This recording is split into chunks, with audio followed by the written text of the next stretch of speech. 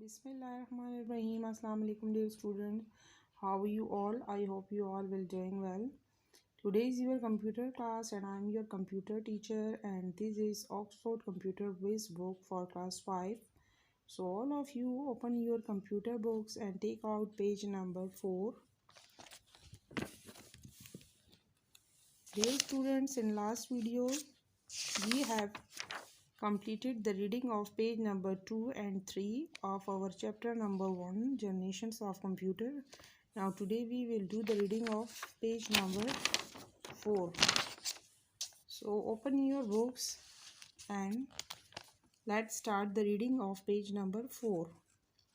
We are in the 1970s now, the era of the third generation computers. अब यहाँ पे विज आपको क्या कह रहा है? विज आपको कहाँ लेके आया है? 1970s में आपको लेके आया है। अब कंप्यूटर की जो है थर्ड जनरेशन स्टार्ट हो गई है। डियर स्टूडेंट्स, हमने जो है तो कंप्यूटर की जो फर्स्ट जनरेशन थी उसके बारे में पढ़ा था। फर्स्ट जनरेशन जो कंप्यूटर की थी वो 1940 में स्टार्ट हुआ था कंप्यूटर का फर्स्ट जनरेशन, और उसमें हमने वैक्यूम ट्यूब के बारे में पढ़ा था। फिर उसके बाद जो है कंप्यूटर की सेकंड जनरेशन स्टार्ट हुई थी 1950s टू 1960s। कंप्यूटर की सेकंड जनरेशन स्टार्ट हुई थी और उसमें हमने ट्रांजिस्टर्स के बारे में पढ़ा था। अब जो है कंप्यूटर की थर्ड जनरेशन स्टार्ट हो गई है और हम इसमें पढ़ेंगे कि 1970 में कौन सा इंजन जो है वो इन्वेंट हुआ है। अब यहाँ पे देखें विस क्या कह रहा है? You look like a baby transistor.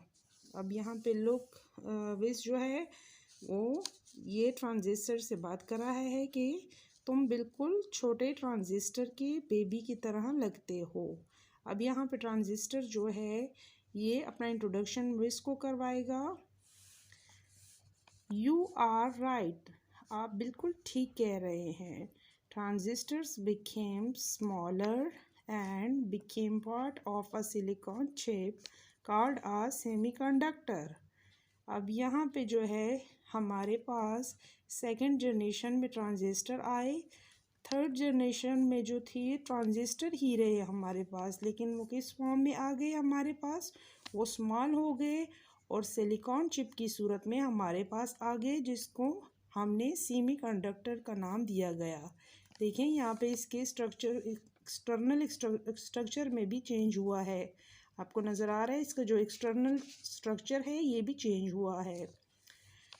I am called an integrated circuit. I stand for integrated और सी स्टैंड फॉर सर्किट। मुझे इंटीग्रेटेड सर्किट भी कहा जाता है। Some people call me chip. कुछ लोग मुझे चिप भी कहते हैं क्योंकि ये जो इंटीग्रेटेड सर्किट है ये सिलिकॉन चिप से मिलकर बना था। I am faster and more efficient than my forefathers. अब यहाँ पे इंटीग्रेटेड सर्किट क्या कह रहा है कि मैं बहुत ज़्यादा तेज़ काम करता हूँ और बहुत ज़्यादा मौसर काम करता हूँ। जो भी मुझसे पहले जो इंजन्स आए लाइक जो वैक्यूम ट्यूब्स और ट्रांजिस्टर, तो उनकी निस्बत जो है तो मैं बहुत ज़्यादा तेज़ और बहुत ज़्यादा मौसर अच्छे से काम करता हूँ।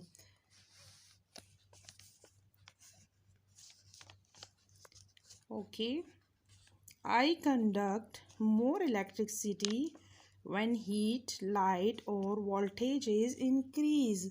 अब यहाँ पे ये क्या कहता है कि मैं बिजली बहुत अच्छे से पहुँचा देता हूँ, यानी जितनी ज़रूरत होती है, ना तो बहुत ज़्यादा वैक्यूम ट्यूब की तरह। जैसे वैक्यूम ट्यूब आपने पढ़ा है पिछले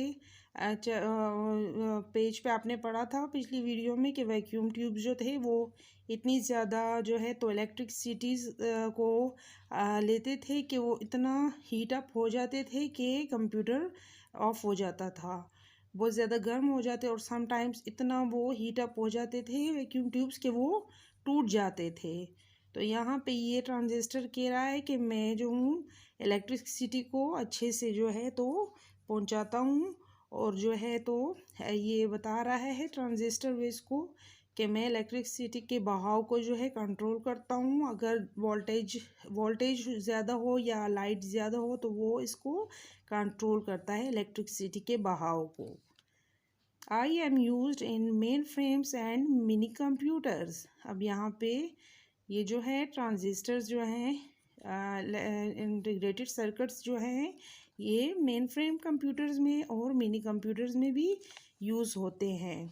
अब यहाँ पे वेस हमें क्या कह रहा है, state 3 difference between the main frame and the mini computers. अब यहाँ पे विज जो है डिफरेंसेस बता रहा है मेन फ्रेम कंप्यूटर में और मिनी कंप्यूटर्स में।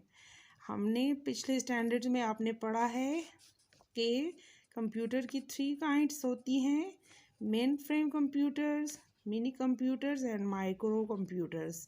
These are the 3 kinds of computers. अब यहाँ पे विज हमें डिफरेंसेस बता रहा है मेन फ्रेम कंप्यूटर में और मिनी कंप्यूटर में। अब यहाँ पे देखिए, main frame are very powerful computer with large storage capacity, but they are bulky and more expensive. अब यहाँ पे जो मेन फ्रेम कंप्यूटर्स हैं वो बहुत ज़्यादा पावरफुल कंप्यूटर होते हैं और इनका जो स्टोरेज की कैपेसिटी होती है, सलाहियत होती है, वो बहुत ज़्यादा होती है। बट दे आर बल्कि, और ये जो होते हैं ये साइज़ में बहुत बड़े होते हैं, एंड मोर एक्सपेंसिव, और बहुत ज़्यादा महंगे भी होते हैं। Hundreds of people can use a mainframe at the same time. जो हमारे पास मेन फ्रेम कंप्यूटर्स होते हैं उनको बहुत सारे लोग एक ही टाइम में यूज़ करते हैं। But a mini computer serves fewer user at a time. लेकिन जो हमारे पास मिनी कंप्यूटर्स होते हैं उनको कुछ लोग एक ही टाइम में यूज़ करते हैं। Banks and large organization used main frame. जो हमारे पास बैंक होते हैं और बड़े बड़े जो इदारे होते हैं वो जो है मेन फ्रेम कंप्यूटर्स यूज़ करते हैं। Mini computers are used in medium sized companies. और जो मीडियम साइज कंपनीज होती हैं वो क्या करती हैं, वो मिनी कंप्यूटर्स को यूज़ करती हैं, इस्तेमाल करते हैं वो मिनी कंप्यूटर्स को। मीडियम साइज जो दरमियाने साइज की कंपनीज होती हैं वो मिनी कंप्यूटर्स को यूज़ करते हैं। अब यहाँ पे देखिए नीचे वेस क्या कहता है, Jack Kilby design the integrated circuit during the 1960s। अब यहाँ पे जो जैक किर्बे है उन्होंने क्या किया, इंटीग्रेटेड सर्किट्स को डिज़ाइन किया इन 1960s। तो 1960s में जो है जैक किर्बे ने इंटीग्रेटेड सर्किट्स को डिज़ाइन करने में उन्होंने बहुत कंट्रीब्यूशन किया। Now come on to the next page. An integrated circuit IC carries electronic signals that tell the computer what to do. अब यहाँ पे इंटीग्रेटेड सर्किट जो है, I stand for integrated and C stand for circuit। यहाँ पे जो है integrated circuit क्या करता है, इलेक्ट्रॉनिक सिग्नल्स को कैरी करता है और कंप्यूटर को ये कमांड देता है कि अब क्या करना चाहिए। ठीक है, IC integrated circuit, ICS integrated circuits are made from silicon. हमारे पास जो इंटीग्रेटेड सर्किट्स होते हैं वो किससे बनते हैं, सिलिकॉन से। A material found in sand and clay. इसका मटेरियल जो है वो मिट्टी और रेत से जो है, हमारे पास जब मिट्टी और रेत की ट्रांसफॉर्मेशन से हमारे पास इसका मटेरियल बनता है जो कि हमारे पास सिलिकॉन चिप्स की सूरत में आ जाता है। Integrated circuit can read and follow billions of instructions पर सेकेंड। अब इंटीग्रेटेड सर्किट्स जो हैं वो पर सेकंड में, वो विद इन अ सेकेंड्स जो है बिलियंस ऑफ इंस्ट्रक्शंस को फॉलो करता है। और क्या करते हैं, ये जो है डेटा जो होता है, हम जो डेटा पुट करते हैं कंप्यूटर में इंटर करते हैं वो इसको फॉलो करते हैं और इसकी प्रोसेसिंग में फ़ौरन से काम बहुत अहम किरदार अदा करते हैं। लाइक जैसे हम कोई डेटा जब कंप्यूटर में इंटर करते हैं तो ये जो इंटीग्रेटेड सर्किट्स होते हैं ये फ़ौरन से उनके जो है तो प्रोसेसिंग स्टार्ट कर देते हैं। They are attach to the circuit board inside computers. ये जो इंटीग्रेटेड सर्किट्स होते हैं ये कहाँ पे होते हैं, ये जो है कंप्यूटर के अंदर सर्किट्स बोर्ड होता है, ये उसके साथ अटैच्ड होते हैं। अब देखिए यहाँ पे भी क्या कह रहा है, why was the integrated circuits such an important invention.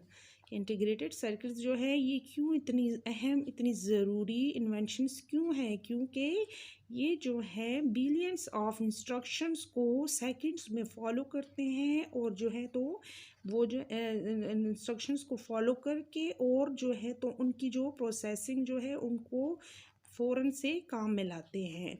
Integrated circuits जो है जब हम कोई डेटा कंप्यूटर में हम एंटर करते हैं तो ये जो है विद इन अ सेकेंड्स ये उन इंस्ट्रक्शंस को फॉलो करते हैं और फिर जो है तो उसकी प्रोसेसिंग के लिए काम स्टार्ट करना स्टार्ट कर देते हैं। अब यहाँ पे आपको ये देखें, ये पिक्चर में नज़र आ रहे हैं इंटीग्रेटेड सर्किट्स, ये जो है कंप्यूटर के अंदर यूज़ होते हैं। Computer use chips to store and process data in the main processor. अब ये जो कंप्यूटर्स जो है ये जो है स्टोर करते हैं डेटा को, अंदर अपने अंदर स्टोर करते हैं ये चिप्स, और जो है तो प्रोसेसिंग का काम जो है वो बहुत इजीली कर लेते हैं। The CPU is the most important chip in the computer.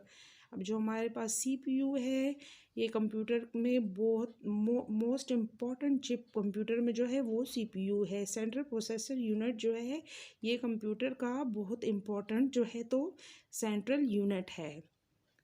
Without it the computer would not work.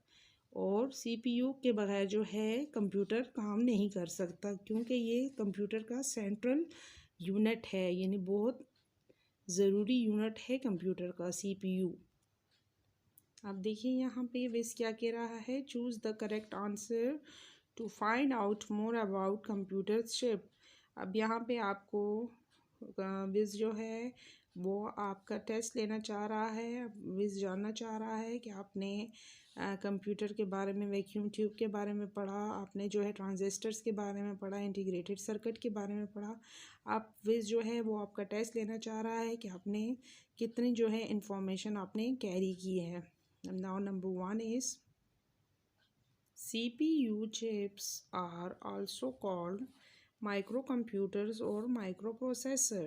अब यहाँ पे जो CPU में जो चिप्स यूज़ होती हैं, जो चिप्स जो हैं सिलिकॉन चिप्स, जो इंटीग्रेटेड सर्किट जो CPU में यूज़ होते हैं, हम उनको माइक्रो कंप्यूटर्स कहते हैं और माइक्रो प्रोसेसर्स कहते हैं, तो उनको हम माइक्रो प्रोसेसर्स कहते हैं। Number 2, a typical chip contain millions of transistors vacuum tube।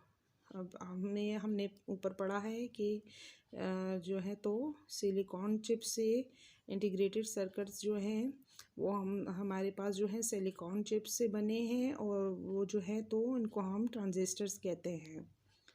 Number 3, sand goes through an amazing transformation to form silicon chips transistors. हमने अभी ऊपर ही पढ़ा है कि क्ले और सैंड जो है जब उनको उनके ट्रांसफॉर्मेशन से हमारे पास क्या चीज़ बनती है, हमारे पास जो है तो सिलिकॉन चिप्स जो हैं वो हमारे पास जब हम क्ले एंड सैंड को ट्रांसफॉर्म करते हैं तो हमारे पास सिलिकॉन चिप्स जो हैं वो हमारे पास आ जाती हैं, बन जाती हैं। सिलिकॉन चिप्स किससे बनती हैं, क्ले एंड सैंड के ट्रांसफॉर्मेशन से ही हमारे पास सिलिकॉन चिप्स बनती हैं। अब यहाँ पे विस क्या कहता है हमें, ROM is a permanent memory chip. ROM जो है ये हमारे पास परमानेंट मेमोरी चिप है। रोम रीड ओनली मेमोरी जो है, रोम ROM रोम ये कंप्यूटर की पर्सनल मेमोरी चिप है।